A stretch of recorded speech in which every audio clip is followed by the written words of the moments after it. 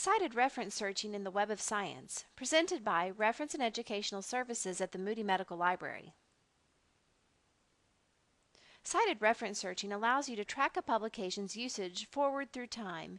It exploits the formal linkages between papers established by the authors themselves. We're all used to looking at a paper and looking at the bibliography to find more related references. Well, this lets us do the exact opposite. It lets us take a known publication and see how other people have used it in their bibliographies.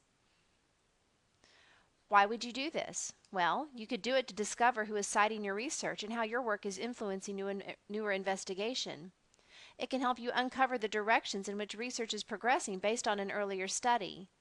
You can verify the accuracy of a cited reference as included in a paper's list of references to make sure it's correct. You can construct an objective history of a field of study, significant invention, or discovery. And citation indexing tracks the scholarly links that map scientific impact and influence. Here's an example that we're going to use when we go into the database. It's an article by Thompson titled Mortality Associated with Influenza and Respiratory Syncytial Virus in the United States. It was published in JAMA in 2003, volume 289, page 179 through 86. I'm now in the Web of Science database. I connected to Web of Science from the library's homepage. The default search mode in Web of Science is to do a basic search. However, we need to do a cited reference search, so I'm going to change search modes by clicking on the blue arrow and selecting Cited Reference Search. I now have a fill-in-the-blank form that I can use to enter the pieces of the reference that I have. I'm going to start by typing in the author. If I didn't know the middle initial, I could type an asterisk to wildcard for that character. If I wasn't sure if he used the initial, then I could enter his name in that way, so singly or with both characters present. I now have two other fields that I can complete, the cited work or the cited years. I would usually either do one of these blanks or the other, but not both. This helps me find mistakes when people cite an article incorrectly. In order to enter the journal, I need to view the abbreviation list. It's very particular in how the journals are entered in, so this is the best way to go about that. I'm interested in the journal JAMA, so I'm going to click on the letter J.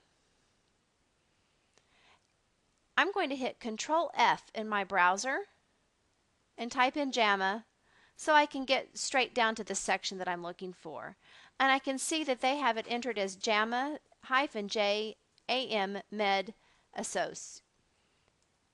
I'm simply going to highlight that and copy, go back to the Web of Science search form and hit paste. With those two fields completed, I'm going to click the search button. I'm now viewing the results that matched with Thompson WW and the journal JAMA. And now I'm simply going to look through the list until I find the reference that matches.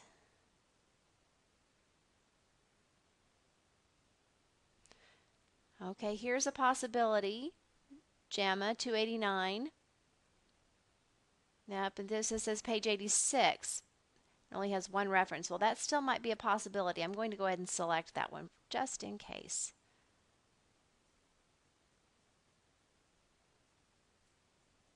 Now I have 2003, volume 289, 53. Well, that doesn't seem quite right, but there's that one hit there that might be it.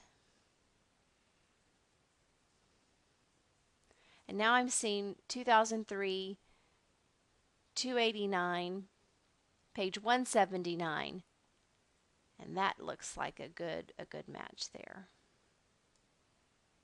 So I'll select that. I can also tell that this is the correct citation to the article because it has a view record link. So this is an actual citation where they were able to find it in the literature. So I've got this 1802. So 1,800 people have cited this particular reference and were able to do so correctly. And I've got two possible citations where there may have been a mistake in the bibliography.